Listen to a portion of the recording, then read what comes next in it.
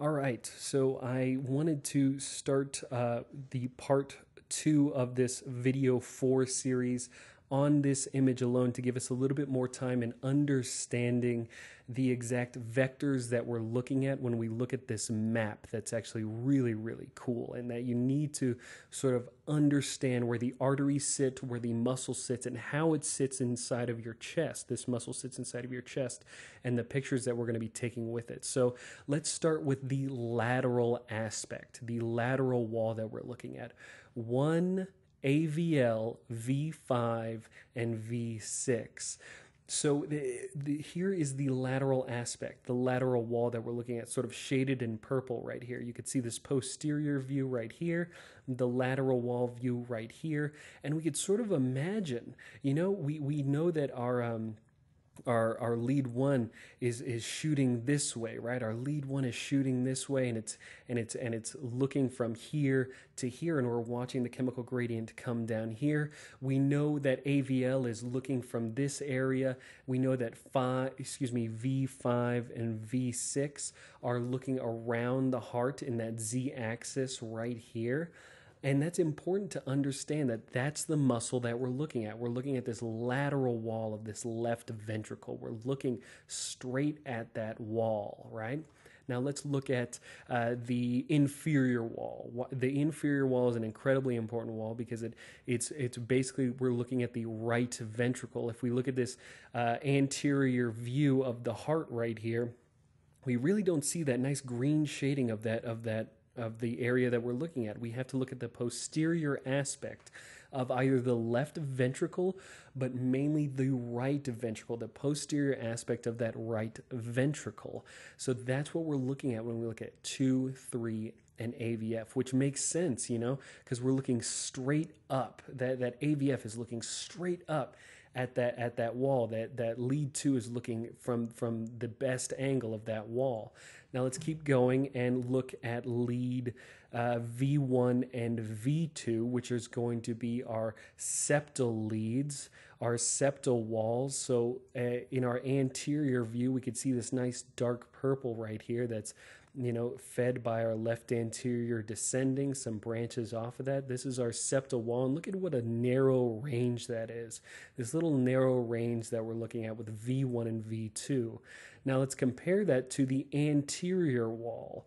This anterior wall of V3 and V4 are supplied by the same arteries. So most of the time, these contiguous leads tend to show a lot of the same injury patterns. So if it has it in the septal wall, it's very, very likely that the anterior wall has it as well.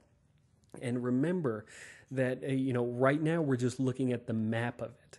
We're just looking at, the pictures that we're taking. These are pictures of the wall that we're looking at. We're not, going over changes that we could see in the diagnosis of, right coronary artery occlusion or left coronary artery occlusion.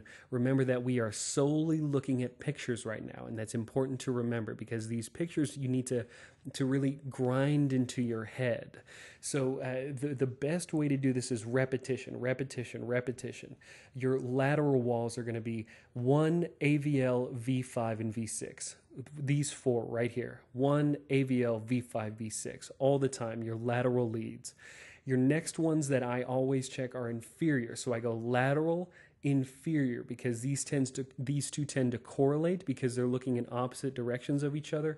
And they tend to show important EKG changes if one were to have a ST segment elevation or depression.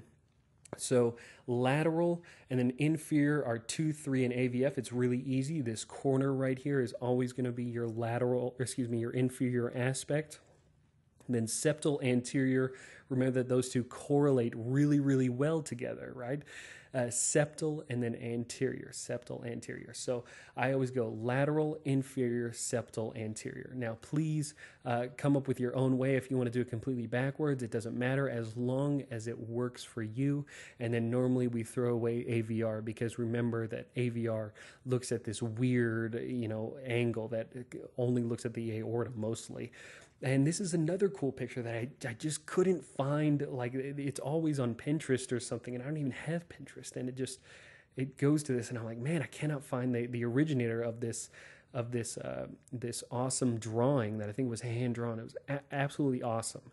So let's look at it. Let's look at our lateral leads. They should correlate with the arteries that are there. The left circumflex, the lateral leads, totally. Now let's look at our inferior leads, the right coronary artery. Yes, our inferior leads right here. And now what about the anterior descending in our septal, right? Our septal and anterior right here. Septal and anterior. And these are the arteries that coincide with that. And then, right, the aorta is just, we're not really looking at that right now.